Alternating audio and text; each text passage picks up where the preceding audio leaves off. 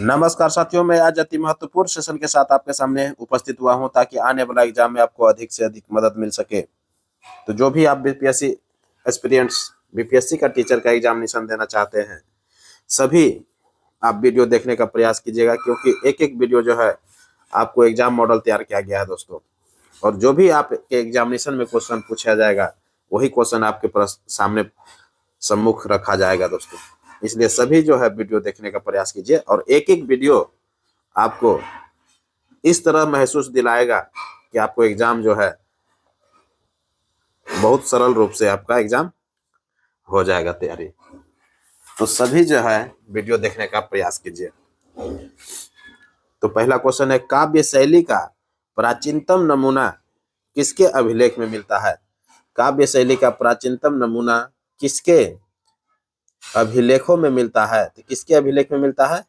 काठियावाड़ का जो रुद्रदामन का अभिलेख है, काठियावाड़ के रुद्रदामन के अभिलेख से ये जो है प्राप्त होता है। काव्य शैली का प्राचीनतम नमूना जो मिलता है, प्राचीनतम साक्ष्य जो मिलता है, वो काठियावाड़ के रुद्रदामन के अभिलेख में मिलता है। क्लियर? नेक्स्ट क्वेश्चन, किस वंश के शासकों को पुराणों में श्री पर्वतीय कहा गया है?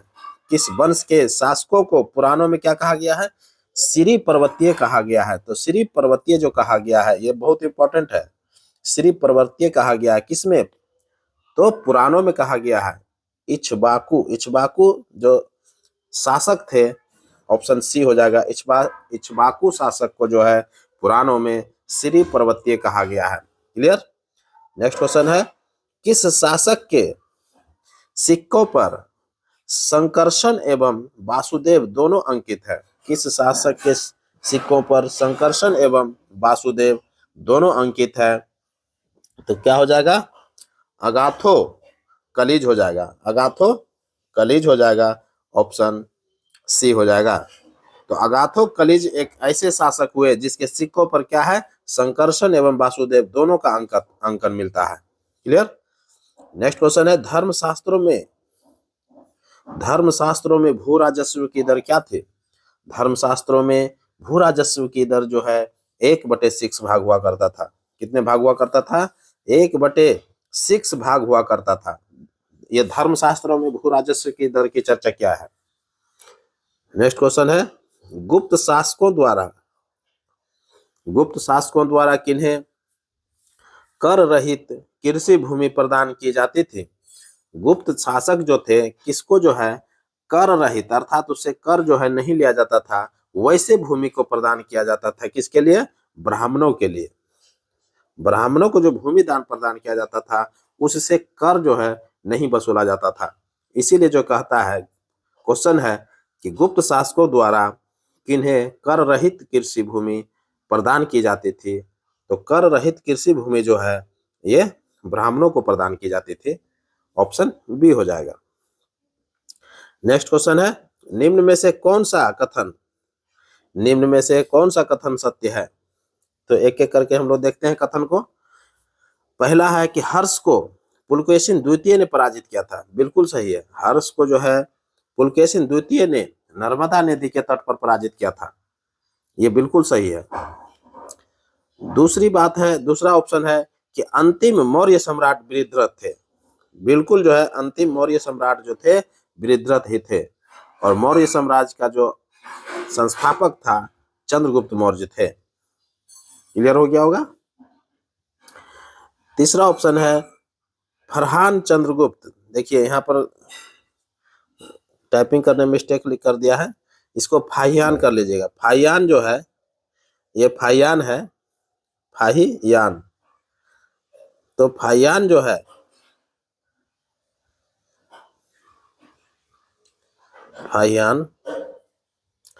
फाहियान चंद्रगुप्त द्वितीय के शासनकाल में भारत आए थे। तो फाहियान जो है ये फाहियान कर लीजिएगा आप लोग। फाहियान जो है चंद्रगुप्त द्वितीय के शासनकाल में भारत आए थे। ये बिल्कुल सही है। अर्थात ये तीनों ऑप्शन जो है कथन सत्य है। उपर्युक्त में से क्या हो जाएगा? एक से अधिक हो जाएगा। तो हर्ष को पुलकेशिन द्वितीय ने पराजित किया था, अंतिम मौर्य सम्राट बृहद्रथ थे और फाहियान जो है चंद्रगुप्त द्वितीय के शासनकाल में भारत आए थे। ये तीनों ऑप्शन सही है, उपयुक्त में से एक से अधिक हो जाएगा। नेक्स्ट क्वेश्चन है, किस मूर्ति कला में सदैव हरित हरित चट्टान का प्रयोग माध्यम के रूप में होता है? बहुत इंपॉर्टेंट क्वेश्चन है। कह रहा है कि किस मूर्ति कला में सदैव हरित हरित चट्टान का प्रयोग माध्यम के रूप में होता है? तो गंधार मूर्ति कला जो है, क्या है, गंधार मूर्ति कला में इसका प्रयोग होता है, हरित हरित चट्टान का प्रयोग होता है। ये जो हरित हरित चट्टान जो प्रयोग होता है ये गंधार मूर्ति कला में होता है, ऑप्शन बी हो जाएगा। नेक्स्ट क्वेश्चन है, मोढेरा के सूर्य मंदिर का निर्माण किसके शासनकाल में हुआ था? मोढेरा के सूर्य मंदिर का निर्माण जो है सोलंकी शासक के शासनकाल में हुआ था। क्लियर? तो ऑप्शन क्या हो जाएगा? बी हो जाएगा। नेक्स्ट क्वेश्चन है, लीलावती के लेखक कौन है? बहुत ही इंपॉर्टेंट क्वेश्चन है। लीलावती जो है ये मैथमेटिक्स से संबंधित है, गणित का विषय है। ये लीलावती क्या है? गणित से संबंधित ये पुस्तक है जिसका लेखक जो है भास्कराचार्य थे। जिसका लेखक कौन है? भास्कराचार्य है, ऑप्शन सी हो जाएगा। ये जो भी आप क्वेश्चंस देख रहे हैं, जो भी वीडियो में आपको क्वेश्चन दिया जा रहा है, आप सभी से निवेदन है कि आप कृपया करके जो है पढ़िए और लिखिए, तब जाकर के जो एग्जाम के समय में आपको रिवीजन करने में सहूलियत होता है और एग्जाम में आप जो है कन्फ्यूजन नहीं होते हैं और डायरेक्ट आपको एग्जाम में सफलता मिलता है।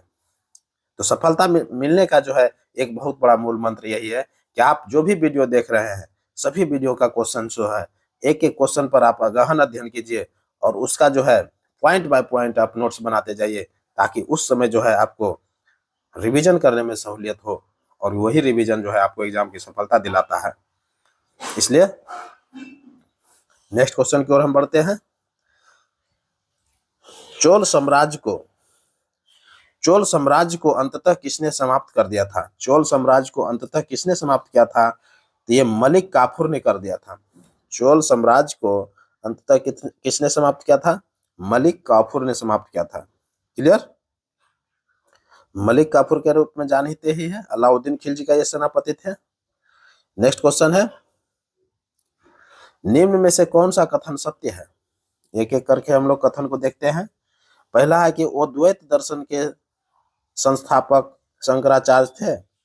बिल्कुल, वो अद्वैत दर्शन के संस्थापक जो थे शंकराचार्य थे, बिल्कुल सही है। और शंकराचार्य का जन्म जो हुआ था 708 ईस्वी में हुआ था। कहां पर? केरल में हुआ था। क्लियर?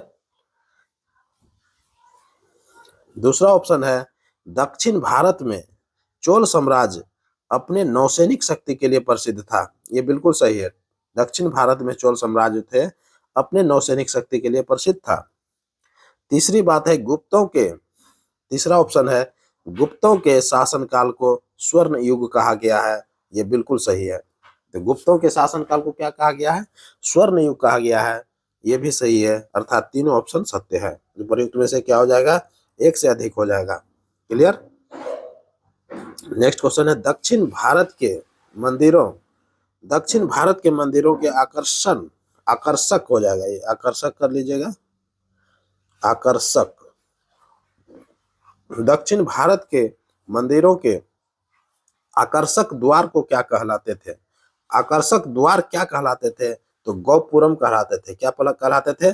गोपुरम कहलाते थे।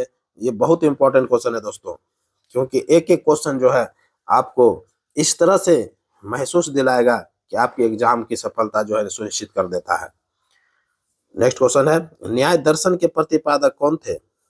न्याय दर्शन के प्रतिपादक जो थे गौतम थे। कौन थे? ऑप्शन बी हो जाएगा। न्याय दर्शन के प्रतिपादक गौतम थे, ऑप्शन बी। नेक्स्ट क्वेश्चन है, वैदिक काल के राजनीतिक संगठन को बदलते क्रम में व्यवस्थित कीजिए। वैदिक काल की चर्चा कर रहा है, तो वैदिक काल में जो है राजनीतिक जो संगठन था उसके क्या है? बढ़ते क्रम में। यहाँ बदलते लिख दिया है, यहाँ पर बढ़ते क्रम होना चाहिए। बढ़ते क्रम में व्यवस्थित कीजिए। तो बढ़ते हुए क्रम में जो व्यवस्थित करना है आपको, पहले जो हो जाएगा सबसे छोटा जो होता कुल होता था। सबसे छोटा होता क्या होता था? कुल होता था। उससे जो बड़ा होता था कुल से बड़ा, उससे बड़ा क्या होता था, ग्राम होता था। कुल से ही ग्राम का निर्माण हुआ था, और ग्राम से जो है 20 का निर्माण हुआ था। ग्राम से किसका निर्माण हुआ था, 20 का निर्माण हुआ था। और 20 जो है, 20 से फिर जन बनता था, और जन से जो है राष्ट्र का निर्माण होता था। ऑप्शन क्या हो जाएगा, ऑप्शन ए हो जाएगा। क्लियर। नेक्स्ट क्वेश्चन है, परम भागवत की उपाधि धारण करने वाले, परम भागवत की उपाधि धारण करने वाला प्रथम गुप्त शासक कौन थे। परम भागवत की उपाधि धारण करने वाला प्रथम जो गुप्त शासक थे, चंद्रगुप्त द्वितीय थे। कौन थे, चंद्रगुप्त द्वितीय। ऑप्शन ए हो जाएगा। नेक्स्ट क्वेश्चन है, सी यू की, ये वृत्तांत है। सी यू की जो है ये यात्रा वृत्तांत है। तो कहता है कि यात्रा वृत्तांत किसका रचना है। सी यू की यात्रा वृत्तांत किसकी रचना है, तो हुएन सांग का है। किसका है, हुएन सांग का है। ऑप्शन सी हो जाएगा। क्लियर। सी यू की किसका है, हुएन सांग का है। यात्रा वृत्तांत है ये, बार बार ये सब क्वेश्चन पूछा जाता है एग्जाम में। नेक्स्ट क्वेश्चन है, पांड्य राज्य की जीवन रेखा कौन सी नदी थी। पांड्य राज्य का जो जीवन रेखा था वो बेंगी नदी था। क्या था, बेंगी नदी था। ऑप्शन सी हो जाएगा। नेक्स्ट क्वेश्चन है, स्थानीय स्वशासन, स्थानीय स्वशासन के लिए कौन कौन प्रसिद्ध है। स्थानीय स्वशासन के लिए चोल साम्राज्य है। बिल्कुल जो है चोल साम्राज्य प्रसिद्ध था। स्थानीय स्वशासन के लिए प्रसिद्ध कौन था, चोल साम्राज्य था। ऑप्शन ए हो जाएगा। नेक्स्ट क्वेश्चन है, दक्षिण भारत के दक्षिण भारत के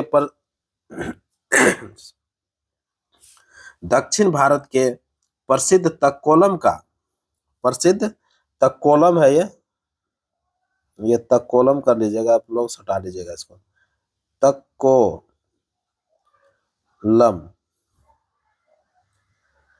तक्कोलम का युद्ध जो है किसके मध्य हुआ था। दक्षिण भारत के प्रसिद्ध तक्कोलम का युद्ध जो हुआ था, चोल साम्राज्य एवं राष्ट्रकूट के बीच हुआ था। किसके बीच हुआ था, चोल सम्राट एवं राष्ट्रकूट के बीच हुआ था।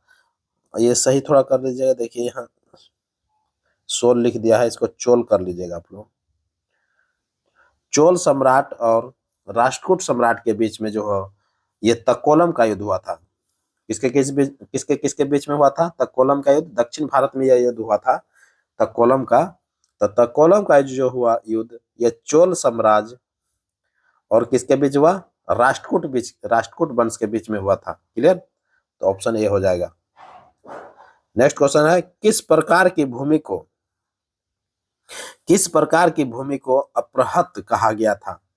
किस प्रकार की भूमि को अपृहत कहा गया था, तो बिना जोती हुई जंगली भूमि जो थे, बिना जोती हुई जंगली भूमि को अपृहत कहा गया है। ऑप्शन बी हो जाएगा।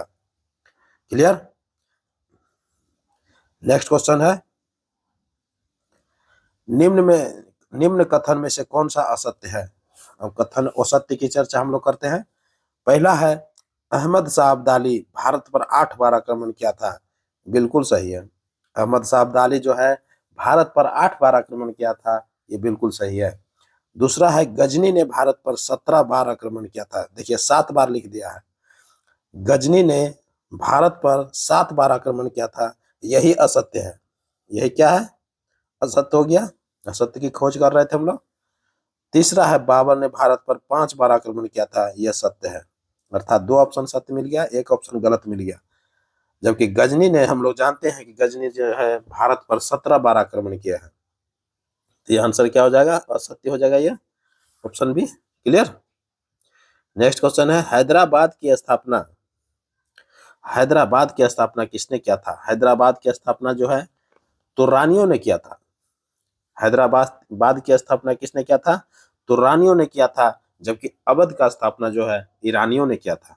एकदम क्लियर रखिएगा, अवध की स्थापना ईरानियों ने किया था। ये ईरानिया जो देख रहे हैं अवध की स्थापना किया था, और तुरानियों ने हैदराबाद का स्थापना किया था। क्लियर हो गया होगा। हैदराबाद के संस्थापक कौन थे, तो चिकलीज खान थे। उसी प्रकार जो है अवध का जो संस्थापक था वो कौन था, शहादत खान थे। क्लियर। असादुद्दौला किसका स्थापना किया था? तो कर्नाटक का क्या था? का जो स्थापना किया था सादुतुल्ला ने किया था। तो इस तरह से आप क्लियर रखिएगा ताकि एक एक क्वेश्चन जो है एग्जाम में आपको छूट ना पाए, और एक क्वेश्चन ही आपको एग्जाम के में सफलता दिलाता है। नेक्स्ट क्वेश्चन है पाहुल प्रणाली। पाहुल प्रणाली का शुरुआत किसने किया था? पाहुल प्रणाली का शुरुआत जो है गुरु गोविंद सिंह ने किया था।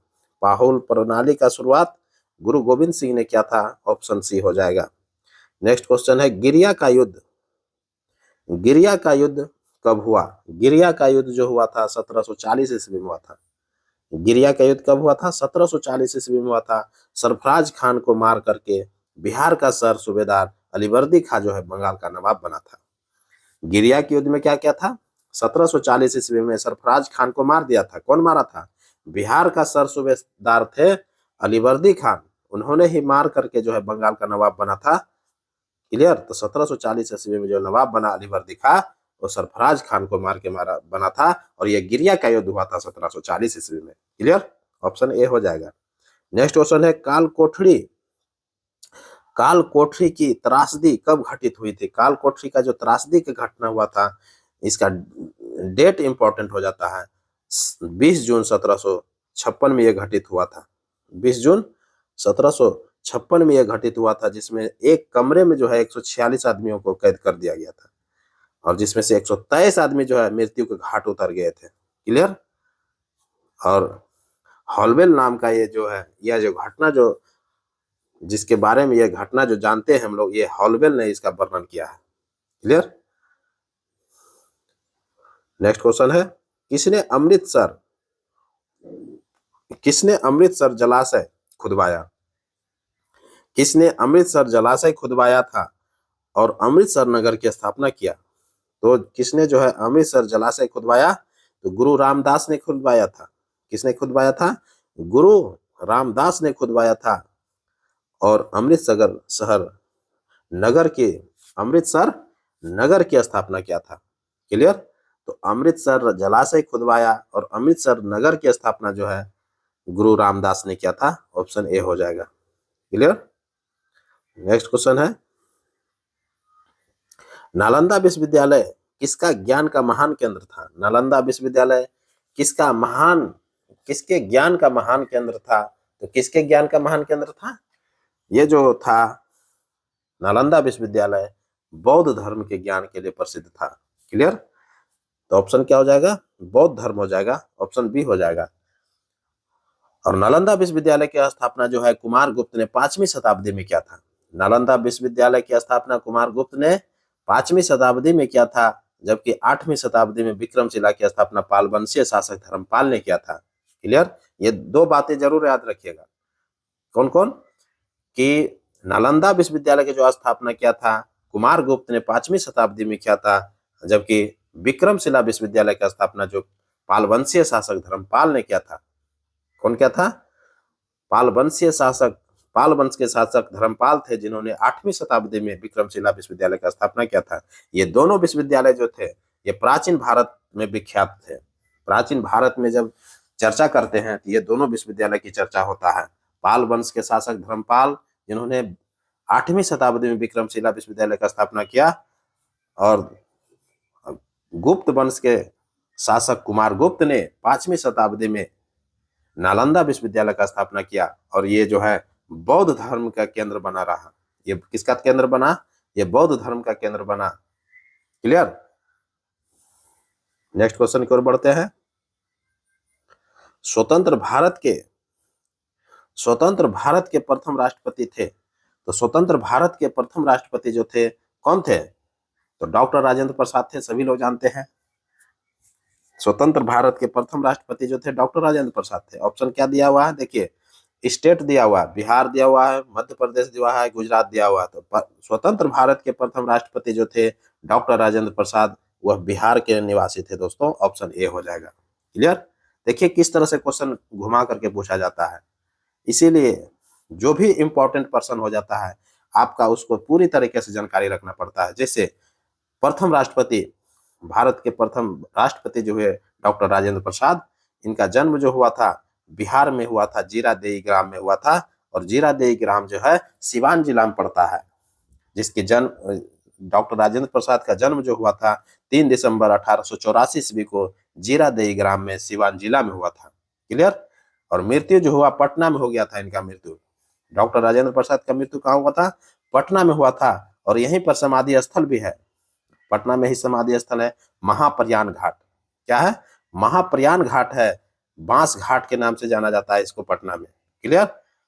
जिसकी पत्नी जो थी डॉक्टर राजेंद्र प्रसाद की पत्नी का नाम था राजबंशी देवी। एकदम क्लियर याद रखिएगा। इसीलिए हम ये सब सारा डिटेल्स बता देते हैं कि एक एक क्वेश्चन जो है एग्जाम में आपको सफलता दिलाने का काम करता है, और एक एक क्वेश्चन से आप जो है हजारों स्टूडेंट, लाखों स्टूडेंट को आप पीछे छोड़ देते हैं, और आपका सक्सेस की सफलता जो है आपके लिस्ट में दिखता है दोस्तों। इसलिए लिस्ट में नाम आने के लिए आपके सक्सेस होना जरूरी पड़ता है, और सक्सेस होने के लिए एक एक क्वेश्चन आपके लिए महत्वपूर्ण हो जाता है। तो डॉक्टर राजेंद्र प्रसाद का पत्नी का नाम क्या था? राजबंशी देवी। जबकि मृत्यु जो डॉक्टर राजेंद्र प्रसाद जी का हुआ था 28 फरवरी 1963 ईस्वी को हो गया था। 28 फरवरी 1963 ईस्वी को पटना में हो गया था। क्लियर।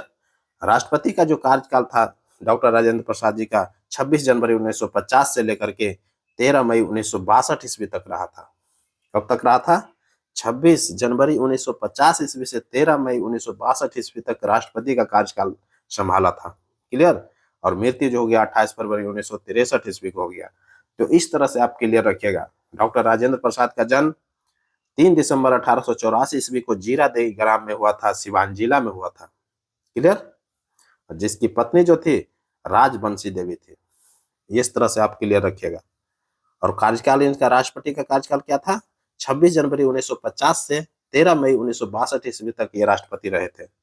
2 टर्म में राष्ट्रपति रहा, 3 टर्म में। क्लियर। नेक्स्ट क्वेश्चन देखते हैं। बंगाल का विभाजन कब हुआ था? बंगाल का विभाजन जो है कब हुआ था? तो बंगाल का विभाजन जो है सभी लोग जानते हैं कि 19-20 मई को हुआ था। 19-20 जुलाई को हुआ था। मई बोल दिए, 19 या 20 जुलाई लेता है ऑप्शन। कभी कभी 19 मिलेगा आपको, 20 जुलाई भी मिलेगा, तो इसे हड़बड़ाने की कोई बात नहीं है, दोनों ऑप्शन सही है। तो 19-20 जुलाई को जो है ये बंगाल विभाजन का घोषणा हुआ था। बंगाल विभाजन का घोषणा 19-20 जुलाई को हुआ था। जबकि बंगाल विभाजन कब हो गया था? तो 16 अक्टूबर 1905 ईस्वी को यह प्रभावी हो गया था। और यही क्वेश्चन पूछा जा रहा है कि बंगाल विभाजन कब हुआ था? तो कब हुआ था ये प्रभावी डेट पूछा जा रहा था। 16 अक्टूबर 1905 ईस्वी को बंगाल विभाजन प्रभावी हो गया था, और 2 भाग में बट गया था। बंगाल जो है एक पूर्वी बंगाल, एक पश्चिमी बंगाल में बट गया था। पश्चिमी बंगाल आज जो हम लोग देख रहे हैं पश्चिम बंगाल के रूप में, और पूर्वी बंगाल जो बांग्लादेश, ये सब उधर चला गया। तो इस तरह से आप क्लियर रखिएगा। तो बंगाल का जो है विभाजन जो हुआ था कब हुआ था? 16 अक्टूबर 1905 ईस्वी को हो गया।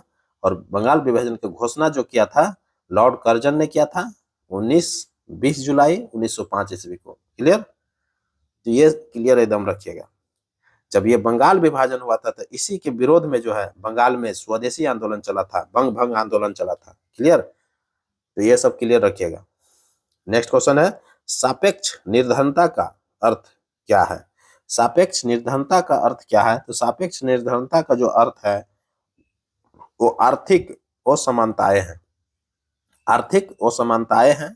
सापेक्ष निर्धनता का अर्थ क्या है? आर्थिक असमानताएं हैं। क्लियर। तो क्या हो जाएगा? आर्थिक असमानताएं। तो ऑप्शन हो जाएगा, ये नहीं होगा, आर्थिक असमानताएं हो जाएगा, ऑप्शन सी हो जाएगा। क्लियर। तो सापेक्ष निर्धनता जो है अमीरों और गरीबों के बीच आर्थिक असमानताओं को सूचित करता है। सापेक्ष निर्धनता जो है क्या सूचित करता है? अमीर और गरीब के बीच में असमानता को सूचित करता है।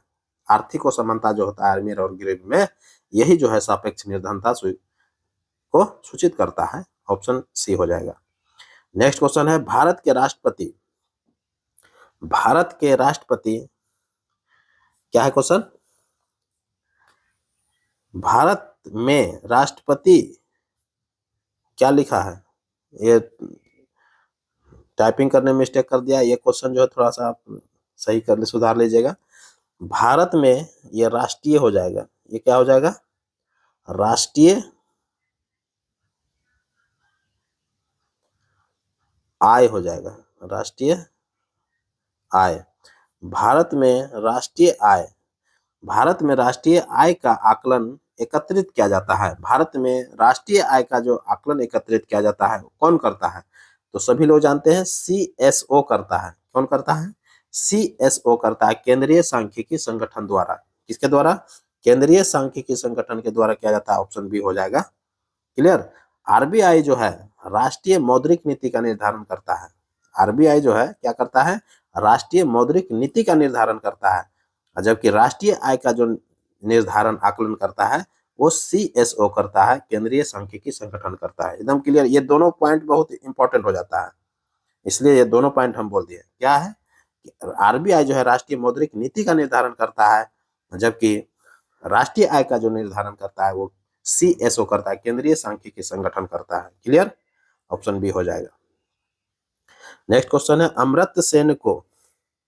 अमर्त्य सेन को नोबेल कब मिला था। अमर्त्य सेन को जो है नोबेल कब मिला था, तो अमर्त्य सेन को अर्थशास्त्र में नोबेल पुरस्कार मिला था 1998 ईस्वी में। ऑप्शन क्या हो जाएगा, ए हो जाएगा, अर्थशास्त्र। लिख लीजिएगा, अमर्त्य सेन को जो नोबेल प्राइज मिला था अर्थशास्त्र में दिया गया था और 1998 ईस्वी में दिया गया था।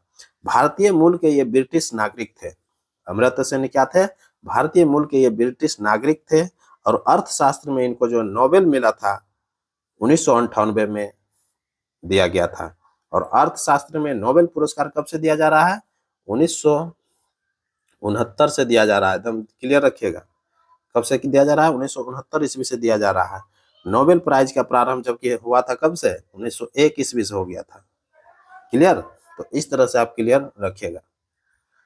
तो अब हमको इसी के साथ इजाजत दीजिए, मैं पुनः एक नए वीडियो के साथ आपके सामने उपस्थित होऊंगा। तब तक के लिए इस कदर आप पढ़िए कि अगला वीडियो जो हम लाएंगे आपको महसूस होने लगेगा कि हाँ सभी वीडियो जो है देखने लायक है और एग्जाम मॉडल तैयार किया गया है। इसी के साथ नमस्कार।